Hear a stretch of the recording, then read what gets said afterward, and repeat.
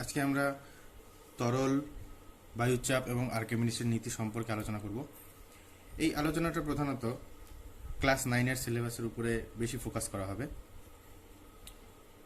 তো class 9, class 8-এর স্টুডেন্টরা এই ভিডিও থেকে অনেকটা বেশি লাভবান হবে।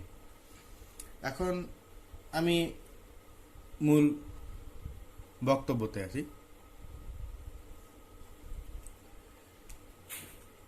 তরল কিংবা বায়ুর চাপ, তরল এবং বায়ু উভয়কে আমরা একটা সাধারণ নামে ডাকি, সেটা হলো প্রবাহী।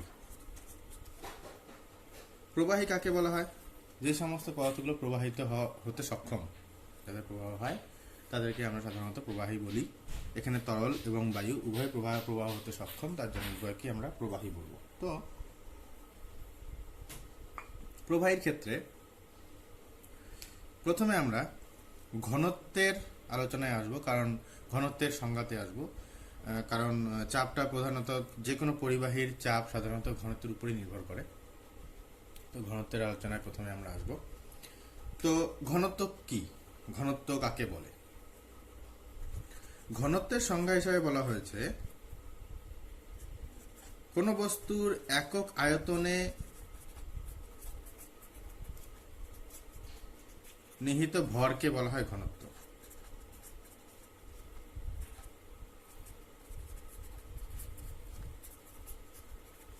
একক আয়তনে নিহিত ভর বলতে অর্থাৎ কোনো একটা পদার্থের মধ্যে যদি আমরা একটা একক আয়তন চিন্তা করি, একক আয়তন বলতে একটা একক ঘনক, আমরা পুরো পদার্থটার মধ্যে আমি কঠিন পদার্থ ধরলাম, পুরো পদার্থটার মধ্যে আমরা একটা ঘনক চিন্তা করলাম, যেই ঘনকের প্রতিটা বাহুর দৈর্ঘ্য 1 একক। এই ঘনকের যা ভর হবে তাকে বলা হবে ওই ঘনকের আয়তন। এখন ঘনকের বাহুর দৈর্ঘ্য 1 বলতে কি বোঝায়? 1 সেন্টিমিটার না মিটার না ফুট? এখন যদি তুমি এই ঘনকটির প্রতিটি বাহুকে 1 সেন্টিমিটার ধরো, তাহলে তুমি সিজিএস এককে ক্যালকুলেট করছো। সুতরাং সিজিএস এককে ভরকে আবার কি বলা হবে? ভরকে কি দিয়ে প্রকাশ করা হয়? গ্রাম দিয়ে। সুতরাং সিজিএস পদ্ধতিতে ঘনত্বের এককটা কি হবে? ঘনত্বের এককটা হবে গ্রাম প্রতি সেমি কিউব। কারণ 1 সেন্টিমিটার 1 সেন্টিমিটার বাহু বিশিষ্ট একটি ঘনকের আয়তন কত হবে? 1 সেমি কিউব হবে। সুতরাং সেক্ষেত্রে ঘনত্বটাকে আমরা কোন এককে প্রকাশ করছি? গ্রাম প্রতি সেমি কিউব। প্রতি একক আয়তনে ভর বলা হয়েছে। আবার যদি আমরা এই ঘনকটাকে 1 মিটার বাহু বিশিষ্ট একটা ঘনক হিসেবে ধরে নিই, এই ঘনকটাকে, তাহলে সেক্ষেত্রে আমরা মিটার, অর্থাৎ আমরা সিজিএস এসআই এককে আসছি। এসআই এককে আয়তনের ভরের একক কেজি, তাহলে কেজি প্রতি মিটার কিউব হবে। সিজিএস এবং এসআই পদ্ধতিতে ঘনত্বের একক এরকম হতে পারে। আর ঘনত্বটাকে যদি আমরা গাণিতিকভাবে লিখি, গাণিতিকভাবে কিভাবে লিখব? তাহলে ভর আয়তন, অর্থাৎ ভরকে আয়তন দিয়ে ভাগ করলে আমরা কি পাচ্ছি? আমরা পাচ্ছি ঘনত্ব। যে কোনো ক্ষেত্রে যদি আমরা এইখানটায় ঘনত্ব বলতে ঘনত্বটাকে গাণিতিকভাবে যদি আমরা ব্যাখ্যা করি, আমরা এইভাবে ব্যাখ্যা করতে পারবো ঘনত্ব সমান ভরটাই আয়তন। অর্থাৎ একক আয়তনে একক আয়তনের মধ্যে কতটা ভর নিহিত আছে তাকে বলা হবে ঘনত্ব। যার একক আয়তনে ভর বেশি থাকবে তার ঘনত্ব বেশি হবে, যার একক আয়তনে ভর কম তার ঘনত্ব কম হবে। যেমন আমি একটা উদাহরণ দিই, জল আর ধরলাম আমি লোহা। জলের ঘনত্বের মান সিজিএস পদ্ধতিতে 1 গ্রাম পার সেমি কিউব হয়, আর লোহার 7.8 গ্রাম পার সেমি কিউব। অর্থাৎ আমি জলের মধ্যে যদি এইরকমই একটা একক 1 সেন্টিমিটার বাহু বিশিষ্ট একটা যদি ঘনক কল্পনা করি, অর্থাৎ 1 সেন্টিমিটার বাহু বিশিষ্ট জলের তৈরি একটা ঘনকের ভর কত হবে? 1 গ্রাম। কিন্তু ওই একই 1 সেন্টিমিটার বাহু বিশিষ্ট একটি নিরেট লোহার ঘনকের ভর কত হবে? 7.8 গ্রাম। অর্থাৎ এখানে দেখা যাচ্ছে যে একক আয়তনের ভর কার বেশি হচ্ছে? লোহার। তার জন্য এখানে বলতে পারি আমরা লোহার ঘনত্বটা বেশি। তো এই ঘনত্বের ধারণাটা আপাতত আমি এটুকুই দিচ্ছি, এর থেকে বেশি আমি কিছু বলছি না। এই ধারণাটাই আমাদের পরবর্তীতে কাজে লাগবে। এখন আমরা তরলের চাপে আসব। চাপের কথা বলতে গেলে আগে চাপের সংজ্ঞাতে আসতে হবে। চাপ কাকে বলে?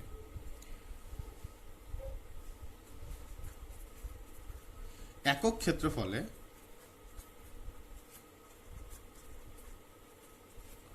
প্রযুক্ত বলকে বলা হয় চাপ। একক ক্ষেত্রফলে যে পরিমাণ বল প্রয়োগ করা হয়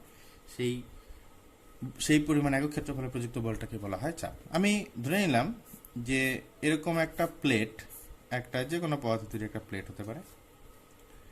প্লেটের উপরে এই খাতার তলের সঙ্গে, যে আমি যে খাতা বা পেপারটা লিখেছি এখানে, পেপারের তলের সঙ্গে লম্বভাবে একটা বল প্রয়োগ করা হচ্ছে নিচের দিকে। লম্বভাবে কতটা বল প্রয়োগ করা হচ্ছে? লম্বভাবে নিচের দিক আমরা এইভাবে করে ডিনোট করি। একটা সার্কেলের মধ্যে আমরা একটা ক্রস আঁকি। ক্রস এইভাবে বোঝায় যে বলটা কোনো কিছু নিচে দিয়ে কাজ করছে। এখানে আমি কি নিচে দিয়ে কাজ করার কথা বলছি? বল। তো বল ধরলাম এফ বল কাজ করছে, আর এই প্লেটটার ক্ষেত্রফল ধরলাম আমি এ। তাহলে এ ক্ষেত্রফলে বল কত? এ ক্ষেত্রফলে বল কতটা হচ্ছে? এফ। তাহলে একক ক্ষেত্রফলে বল কত? এফ বাই এ। তাহলে সুতরাং একক ক্ষেত্রফলে বলকে বলছি আমরা চাপ। তাহলে এ ক্ষেত্রফলে চাপ কত হচ্ছে? চাপটাকে যদি আমরা পি দিয়ে বলি তাহলে এফ বাই এ। সুতরাং দেখা যাচ্ছে যে চাপ সমান সমান বল বাই ক্ষেত্রফল। অর্থাৎ কোনো অবস্থায়, কোনো প্রবলেমে, কোনো একটা অঙ্কের ক্ষেত্রে তোমাকে যদি চাপ বের করতে বলে, সেক্ষেত্রে বল আর ক্ষেত্রফলটা আগে ক্যালকুলেট করে নিতে হবে, কিংবা বল আর ক্ষেত্রফলটা বলা থাকবে, বলকে তুমি ক্ষেত্রফল দিয়ে ভাগ করবে, সেক্ষেত্রে তোমরা ক্ষেত্রফল দিয়ে ভাগ করবে, সেক্ষেত্রে চাপ তোমরা নির্ণয় করতে পারবে। এখন যে কোনো বস্তু যেটা বল দিতে সক্ষম, যেটা বল প্রয়োগ করতে সক্ষম, সেই বস্তু অবশ্যই তার মানে চাপ দেবে। এখন বল কিভাবে প্রয়োগ করা হয়? তোমরা আমি সবাই আমরা কিন্তু সবসময় ফ্লোরের উপরে, যেখানে আমরা দাঁড়িয়ে আছি কিংবা বসে আছি, সেই ফ্লোরের উপরে কিন্তু সবসময় আমরা লম্বভাবে একটা বল প্রয়োগ করি নিচের দিকে। সেই বলটা কেন আসে? আমাদের ওজনের জন্য। সুতরাং আমরা যে চাপটা দিচ্ছি সেই চাপটাও কেন আসবে? অবশ্যই ওজনের জন্য আসবে। তো তরলের যদি আমরা একটা চাপ নির্ণয় করতে চাই, তরলের চাপটা কিসের জন্য আসবে? তরলের ওজনের জন্যই আসবে। এখন সেই ব্যাপারটা আমরা একটু চিন্তা করতে চাচ্ছি যে তরলের কোনো অভ্যন্তরে কোনো একটা বিন্দুতে চাপ কতটা হবে। তরলটা আমরা যেই পাত্রে রাখছি সেই পাত্রের একদম নিচের তলের চাপটা আমরা ক্যালকুলেট করব না। নিচের তলের চাপটা আমরা পরবর্তীতে দেখবো। নিচের তলের চাপটা নির্ণয় করা অবশ্যই সহজ হবে। কোনো একটা বিন্দু, তরলের মধ্যে কোনো একটা বিন্দুতে চাপ আমরা নির্ণয় করতে চাচ্ছি। তার জন্য আমরা ধরে নিলাম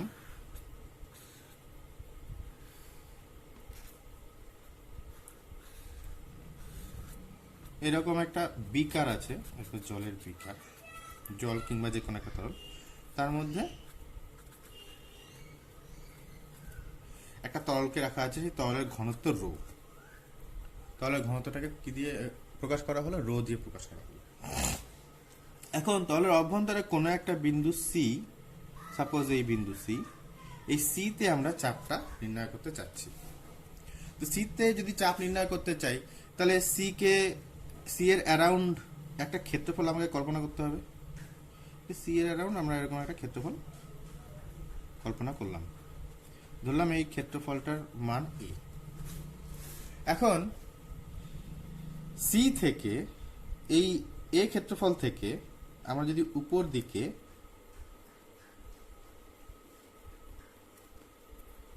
পারপেন্ডিকুলার দুটো ড্র করলাম উপর তলে, এই জলের উপর তলটার মধ্যে দুটো পারপেন্ডিকুলার ড্র করলাম, এবং এটাকে যদি এই সার্কেল দিয়ে আমরা বন্ধ করে দিই, তাহলে সি এর উপরে এতটুকু তলস্তম্ভ আছে, এতটা উচ্চতার তলস্তম্ভ এই সি বিন্দুর উপরে আছে।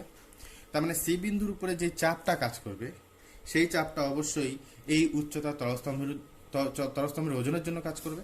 আমি একটু আগে বলছিলাম চাপটা তো সাধারণত ওজনের জন্যই হচ্ছে, কারণ সাধারণ অবস্থায়, স্থির অবস্থায় যখন বাইরে থেকে কোনো বল কাজ করে না, অবশ্যই অভিকর্ষ বল কাজ করে। আর সেই অভিকর্ষ বলের জন্যই প্রত্যেকটা বস্তু চাপ যেই ফ্লোরে রাখা থাকে সেই ফ্লোরে চাপটা প্রয়োগ করে। তো আমি ধরলাম এই তলস্তম্ভের উচ্চতাটা হলো এইচ। আমি তলস্তম্ভের উচ্চতাটাকে এইচ ধরলাম। এখন আমি এই এইচ উচ্চতার রো ঘনত্বের এবং এ ক্ষেত্রফলের একটা তলস্তম্ভের জন্য এই সি বিন্দুতে চাপটা লক্ষ্য করতে যাচ্ছি। তো এখন এই তলস্তম্ভটার ওজন কত?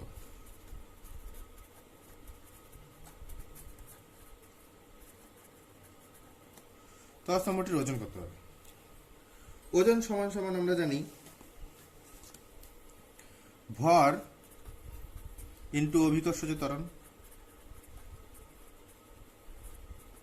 কারণ ওজন একটা বল, নিউটনের দ্বিতীয় সূত্র অনুসারে বল ইজ ইকুয়াল টু ভর ইন্টু ত্বরণ। আর এখানে যখন স্থির অবস্থায় থাকে তখন কোন ত্বরণ কাজ করে? অভিকর্ষজ ত্বরণ কাজ করে।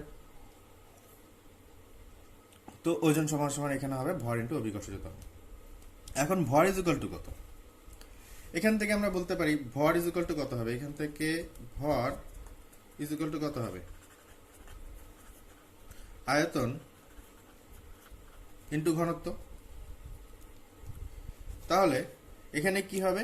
এখানে এই তলস্তম্ভটির আয়তন ইন্টু তলস্তম্ভটির ঘনত্ব। তলস্তম্ভটির আয়তন কত? আয়তন ইজ ইকুয়াল টু দৈর্ঘ্য ইন্টু প্রস্থচ্ছেদ। দৈর্ঘ্য কত এখানে? এইচ, প্রস্থচ্ছেদ কত? এ, আর ঘনত্ব কত? রো। ও অভিকর্ষজ ত্বরণ আছে, ভর আয়তন ইন্টু ঘনত্ব ইন্টু অভিকর্ষজ ত্বরণ জি। তাহলে এ এইচ রো জি। এটা কি আসলো? এটা আসলো তলস্তম্ভের ওজন, অর্থাৎ নিম্নমুখী প্রযুক্ত বল। ওজন বলতে এখানে বোঝাচ্ছে প্রযুক্ত বলটা। তাহলে দেয়ারফর চাপটা কত হবে? সমান সমান বল বাই ক্ষেত্রফল। দেখতে পাচ্ছি বল বাই ক্ষেত্রফল। এখন বল কত? এ এইচ রো জি বাই ক্ষেত্রফল কত? ক্ষেত্রফল এ। তাহলে এটা কত আসলো? এ এ ক্যান্সেল হলো, এখানে এখানে আসলো এইচ রো জি। সুতরাং চাপের রাশিমালাটা কত আসলো? চাপের রাশিমালাটা কি আসলো? সুতরাং তলস্তম্ভের চাপ, এখান থেকে আমরা কি লিখতে পারি? যে তলস্তম্ভের চাপ সমান সমান তরল স্তম্ভের উচ্চতা ইন্টু তরলের ঘনত্ব ইন্টু অভিকর্ষজ ত্বরণ। তাহলে তরলের চাপ দুটো বিষয়ের উপর নির্ভর করছে। অভিকর্ষজ ত্বরণ আমার সাপেক্ষে আমি স্থিরই ধরলাম, অভিকর্ষজ ত্বরণ পরিবর্তন হয় না সাধারণত। তো অভিকর্ষজ ত্বরণটা আমাদের সাপেক্ষে আমরা স্থিরই ধরলাম। তো অভিকর্ষজ ত্বরণটা কত কত হবে? অভিকর্ষজ ত্বরণ আমরা জানি, অভিকর্ষজ ত্বরণের নির্দিষ্ট মান আছে। সিজিএস পদ্ধতিতে 980 সেন্টিমিটার প্রতি সেকেন্ড স্কোয়ার এবং এসআই পদ্ধতিতে 9.8 মিটার পার সেকেন্ড স্কোয়ার। তো অভিকর্ষজ ত্বরণের মানটা ফিক্সড। এখানে তরলের চাপটা নির্ভর করে তরলস্তম্ভের উচ্চতা এবং তরলের ঘনত্বের উপর। তো অবশ্যই তরলস্তম্ভের উচ্চতা এবং ঘনত্ব, তার মানে একটা নির্দিষ্ট উচ্চতা, বা এখানে উচ্চতা বললে ভুল হবে, এখানে আমি স্পেসিফিক্যালি যদি বলি এটা গভীরতা, অর্থাৎ তরলস্তম্ভের চাপটা তরলস্তম্ভের গভীরতা এবং তরলের ঘনত্বের উপর নির্ভর করে। তার মানে আমরা যদি এই গভীরতার মধ্যে একটা তল কল্পনা করি, এই সি এর লেভেলেই একটা তল কল্পনা করলাম। সি একটা ছোট্ট তল, এই বড় তলের থেকে ওই ছোট্ট তলটাকে চিন্তা করা হচ্ছিল, একটা বড় তলের একটা ছোট্ট অংশ সি এ।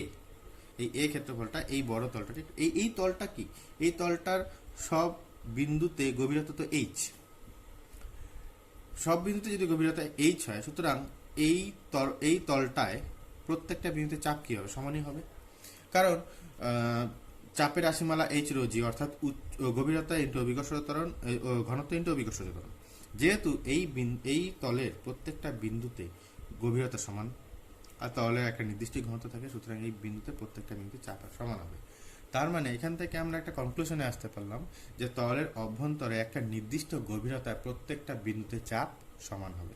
আবার রিপিট করছি, তলের অভ্যন্তরে কোনো একটা নির্দিষ্ট গভীরতায় প্রত্যেকটা বিন্দুতে চাপ সমান হবে। এটা তলের চাপের প্রথম ধর্ম। দ্বিতীয় ধর্মটা কি? এই চাপটা সব দিকে সমান হবে, অর্থাৎ এটা সংক্রান্ত একটা পরীক্ষা ব্যাখ্যা করা যেতে পারে। পরীক্ষাটা এরকম যে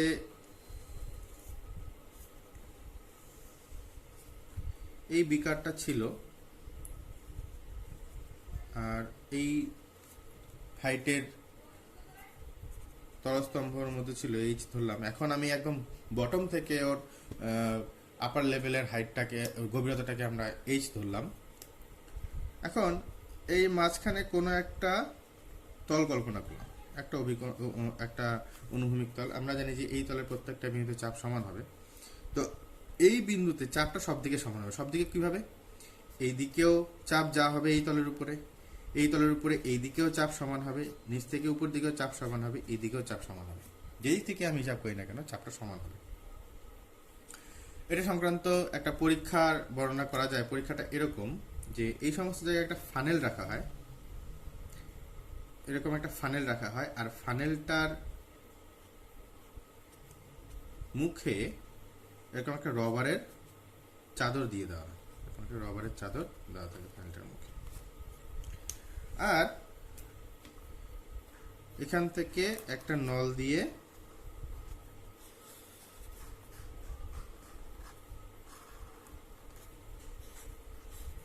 এই ফানেলটা একটা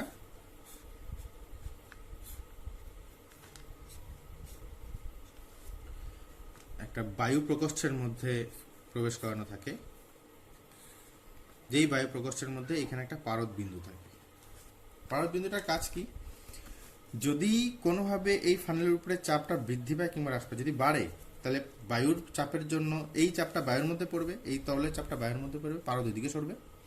আর যদি কোনোভাবে এই বায়ুর চাপের এর উপরে চাপটা কমে তখন পারদ আবার এদিকে সরবে। তো দেখা যায় যে কোনো একটা নির্দিষ্ট গভীরতার মধ্যে ফানেলটাকে আমি যেদিকেই ঘুরাই না কেন, ফানেলটাকে আমি এদিকে রাখি, এদিকে ঘুরাই, এই গভীরতার মধ্যে রেখে আমি এদিকে ফানেলটাকে এদিকে ঘুরিয়ে রাখলাম, অথবা ফানেলটাকে আমি নিচ থেকে উপর দিয়ে ঘুরিয়ে রাখলাম, অথবা এদিক থেকে এদিকে ঘুরিয়ে রাখলাম, অথবা এদিক থেকে এইদিকে ঘুরিয়ে রাখলাম। ফানেলটাকে আমি যেভাবে ঘুরিয়ে রাখি না কেন, এখানকার পারদের বিন্দুটা পজিশন চেঞ্জ করে না, ওই অবস্থানেই থেকে যায়। পারদের বিন্দুটা কোনোভাবে অবস্থানটা চেঞ্জ করে না। সুতরাং এখান থেকে বোঝা যায় যে একটা নির্দিষ্ট গভীরতায় আমি যেদিকেই দেখি না কেন সব দিকেই চাপ কি থাকে? সমান থাকে। এটা তরলের চাপের আরেকটা ধর্ম। তো তরলের চাপের রাশিমালা আপাতত আমরা জানলাম, সেটা হচ্ছে পারদের উচ্চতা, তরলের উচ্চতা, তরলের ঘনত্ব এবং অভিকর্ষতা। আরেকটা ফ্যাক্টর কি? তাহলে গভীরতা। তাহলে এই গভীরতাটাকে যদি আমি H1 ধরি, সাপোজ এই গভীরতাটাকে যদি H1 ধরি আর তরলটার ঘনত্ব যদি রো হয়, তাহলে এখানে চাপটা কত হবে? H1 রো জি। এই তলে চাপটা কত হবে? H1 রো জি। আর এই তলে, তার মানে এখানে চাপটা কত হচ্ছে? H1 রো জি। আর এই তলে চাপটা কত হবে? H রো জি। কারণ এই তলে গভীরতাটা কত? H। এখন তলের চাপটা আরেকটা ফ্যাক্টরের উপর নির্ভর করে, রো, তলের ঘনত্ব। অর্থাৎ সেম গভীরতার আমি যদি দুটো তরল নিই, তার মধ্যে একটা তরলের ঘনত্ব একটু কম আর একটা তরলের ঘনত্ব একটু বেশি, মানে বেশি ঘনত্বের তরলটা কিন্তু বেশি চাপ দেবে, কারণ চাপটা রো এর সঙ্গে সমানুপাতিক হচ্ছে। আমরা যদি চাপের রাশিমালাটা দেখি আগেও, চাপ সমান সমান এইচ রো জি, অর্থাৎ চাপটা ঘনত্বের সঙ্গে সমানুপাতিক। ঘনত্ব যত বাড়বে তত চাপটা ঘনত্বের সঙ্গে সমানুপাতিক হচ্ছে। সুতরাং ঘনত্ব যত বাড়বে তত চাপটা বাড়বে। তো আমরা যদি চিন্তা করি যে জলের ঘনত্ব আমি কত বললাম একটু আগে? 1 গ্রাম প্রতি সেমি কিউব জলের ক্ষেত্রে। আর পারদের ঘনত্ব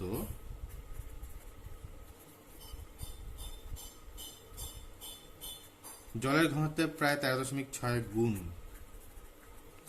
তাহলে পারদের ঘনত্ব কিন্তু জলের থেকে অনেক বেশি। সুতরাং এই উচ্চতার জল যা চাপ দেবে, এই উচ্চতার পারদ কিন্তু তার থেকে চাপটা অনেক বেশি দেবে। কত গুণ বেশি দেবে চাপ? 13.6 গুণ। বুঝাতে পারলাম? তো তরলের চাপটা এই দুটো ফ্যাক্টরের উপর নির্ভর করছে, একটা তরলের ঘনত্ব আর একটা তরলের গভীরতা। এটা গেল তরলের চাপের ব্যাপারগুলো। তো তরল আমি আমার ক্লাসটা শুরুতে আমি বলেছিলাম যে তরল এবং বায়ু উভয়কে আমরা একটা ক্যাটাগরিতে রাখি, সেটাকে বলছি আমরা প্রবাহী। এখন যেহেতু তরল একটা নির্দিষ্ট গভীরতায় চাপ দেয়, সুতরাং বায়ুও একটা নির্দিষ্ট গভীরতায় চাপ দেবে। বায়ুর যদি কোনো নির্দিষ্ট উচ্চতা বা গভীরতা থাকে, তরলের ক্ষেত্রে আমরা গভীরতা বলি, কিন্তু বায়ুর ক্ষেত্রে আমরা সেক্ষেত্রে উচ্চতা বলি। কারণ আমরা যদি নিজেদেরকে একটু চিন্তা করি, আমরা বায়ুর সমুদ্রের একদম নিচে আছি, বায়ুমণ্ডল, পৃথিবীর বায়ুমণ্ডলের সমুদ্রের একদম নিচে আছি, একদম বটম লেভেলে আছি আমরা। সমস্ত বায়ু কিন্তু আমাদের উপরে আছে। তার জন্য সবসময় কিন্তু আমরা বায়ুর উচ্চতা ধরি এবং তরলের গভীরতা ধরি। তো এটা জাস্ট বলার বিষয়, এখান থেকে এমন কিছু বড় চাপের বিষয় নেই যে আমাকে গভীরতা এবং উচ্চতায় মনে রাখতে হবে। কিন্তু হ্যাঁ, আমার রেফারেন্স বিন্দু থেকে উপরে যাচ্ছি না নিচে যাচ্ছি সেই হিসাবে আমরা উচ্চতা কিংবা গভীরতা ব্যাখ্যা করবো, ডাজন্ট ম্যাটার। তো আমরা বায়ুর ক্ষেত্রে আসি। তো তরল যেমন চাপ দেয়, তাহলে অবশ্যই বায়ুও চাপ দেয়। এখন বায়ুর চাপের রাশিমালাটা কি হবে? সেম টু সেমই হবে বায়ুর চাপের রাশিমালা, বায়ুর উচ্চতা, বায়ুর ঘনত্ব এবং অভিকর্ষজ ত্বরণ। বায়ুর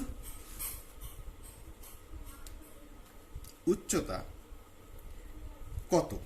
আমাদের এখন প্রশ্নটা হচ্ছে আমাদের বায়ুমণ্ডলের উচ্চতা কত।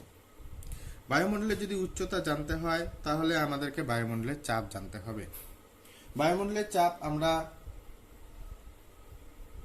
এই অবস্থায় বুঝতে পারি না,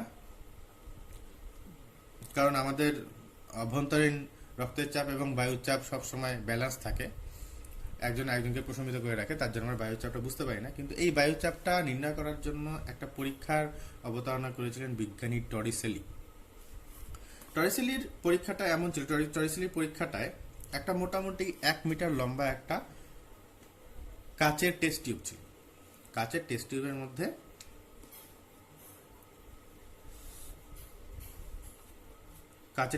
মধ্যে পারদ ভরা ছিল, একদম পারদ কাচের টেস্ট টিউবটির একদম মাথা অবধি, মুখ অবধি ভরে নিয়ে আরেকটা বাথের মধ্যে সেই টেস্ট টিউবটাকে ডুবিয়ে দেওয়া হয়। এই বাথটার মধ্যে, বাথ মানে গামলা, এই বাথটার মধ্যে পারদ রাখা থাকে। টেস্ট টিউবটাকে ওই বাথের মধ্যে ডুবিয়ে দিয়ে উল্টে দেওয়া হয়। টেস্ট টিউবের মুখটাকে আঙ্গুল দিয়ে ভালো মতো চেপে, এই যদি আমার টেস্ট টিউবটা হয়, সাপোজ আমি টেস্ট টিউবটাকে একদম মাথা অবধি ভর্তি করবো পারদ দিয়ে ভর্তি করে ওটাকে আঙ্গুল দিয়ে চেপে ধরবো, চেপে একটা পারদের গামলার মধ্যে উল্টো করে এভাবে ডুবিয়ে ছেড়ে দেবো। ছেড়ে দেওয়ার ফলে দেখা যায় যে, আমি একটু আগে বলেছিলাম যে এর দৈর্ঘ্যটা কত থাকে, মোটামুটি 1 মিটার অবধি, কিন্তু তার থেকে কিছুটা নিচে নেমে পারদ স্থির হয়ে যায়। এই পরীক্ষাটা 2-3 বার রিপিট করা হয়েছিল, কিন্তু 2-3 বার রিপিট করার ফলেও মোটামুটি রেজাল্ট একই এসছে যে পারদ একটু নিচে নেমে স্থির হয়ে যায়। এই উচ্চতাটা মোটামুটি, এই উচ্চতার মান, এই উচ্চতাটাকে যদি এই ধরি, এই উচ্চতার মানটা মোটামুটি ছিল 76 সেন্টিমিটার। পারদের তল থেকে, পারদ বাথের যে পারদ তলটা, সেই পারদের তল থেকে এই পারদের এই স্তম্ভটার উচ্চতা ছিল 76 সেন্টিমিটার। এখন এটা কেন ঘটে এবং এই পারদটা আবার নিচে নেমে যায় না কেন? এটার ব্যাখ্যাটা এরকম, টরিসেলি দিয়েছিলেন ব্যাখ্যাটা এরকম, যে যখন পারদের ওজনটা নিচের দিকে কাজ করে, তখন পারদটা নিচের দিকে চাপ দেয়, আর সেই চাপ পারদ হয়ে এই তলের উপরেও পড়ে।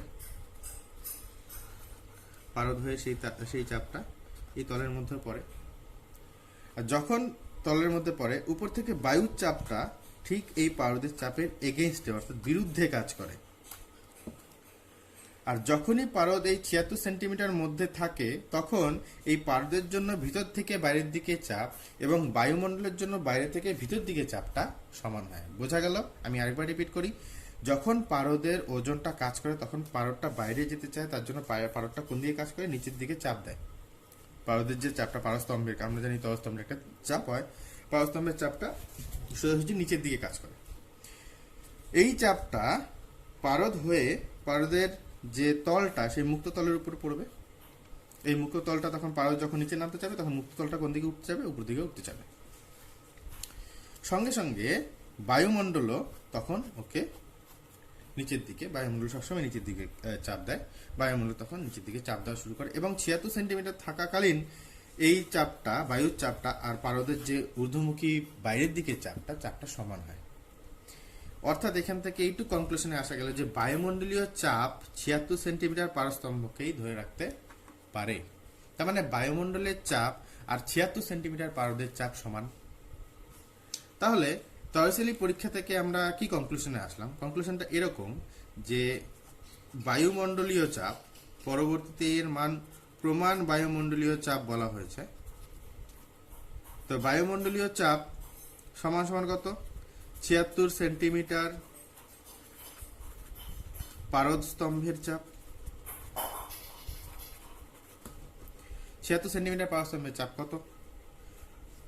পারদের উচ্চতা, পারদের ঘনত্ব ইন্টু অভিকর্ষজ। পারদের উচ্চতা কত? 76 সেন্টিমিটার। পারদের ঘনত্ব কত? 13.6 গ্রাম পার সিসি। এবং অভিকর্ষজ ত্বরণ এখানে আমরা সেন্টিমিটার, এটাকে আমরা সেন্টিমিটার, এটাকে আমরা গ্রাম পার সেন্টিমিটার রাখছি, তার মানে আমরা সিজিএস এ রাখছি। সুতরাং এখানটায় আসবে 980। এই ভ্যালুগুলোকে যদি আমরা ক্যালকুলেট করি, এটার ভ্যালুটা মোটামুটি আসে 1.013 ইন্টু 10⁵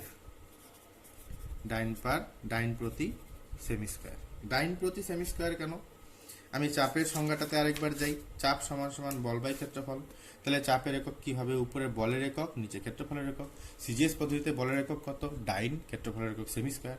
এসআই পদ্ধতিতে বলের একক নিউটন এবং ক্ষেত্রফলের একক মিটার স্কয়ার। সুতরাং এখানে আমি সিজিএস পদ্ধতি নিচ্ছি, সুতরাং ডাইন প্রতি সেমি স্কয়ার হবে। আশা করি বোঝা গেল। এই ভ্যালুটাকেই আমরা বলি 1 বার। এই ভ্যালুটাকেই বলা হয় 1 বার।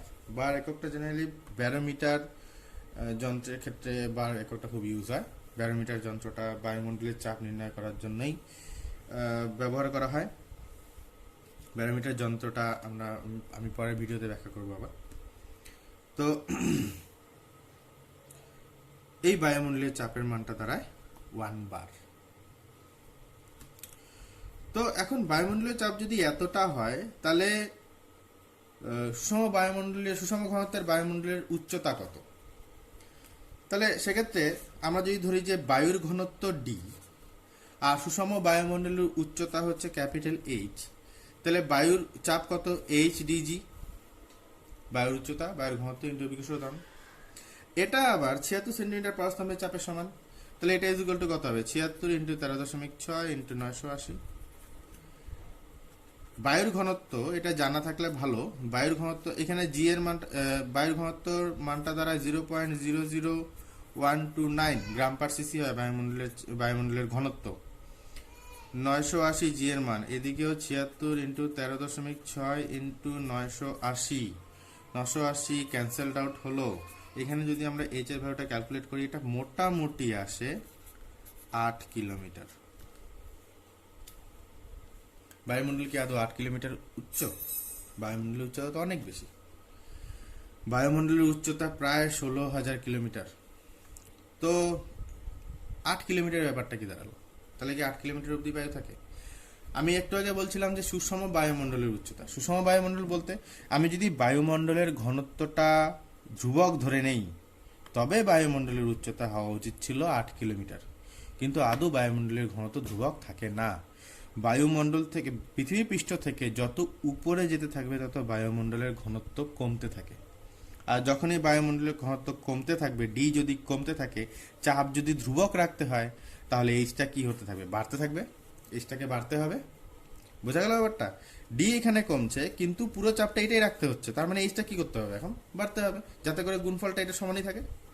তার জন্য কি হয়, যত উপরে যেতে থাকি তত ডিটা কমতে থাকে, আর তার জন্য এইচটা বাড়তে থাকে। তার জন্য বায়ুমণ্ডলের ঘনত্ব কমতে কমতে বায়ুমণ্ডলের উচ্চতাটা অনেকটাই বেশি হয় এর সাপেক্ষে। বোঝা গেল? এখান থেকে আমরা কিছু প্রবলেম পরবর্তী ভিডিওতে ডিসকাস করব।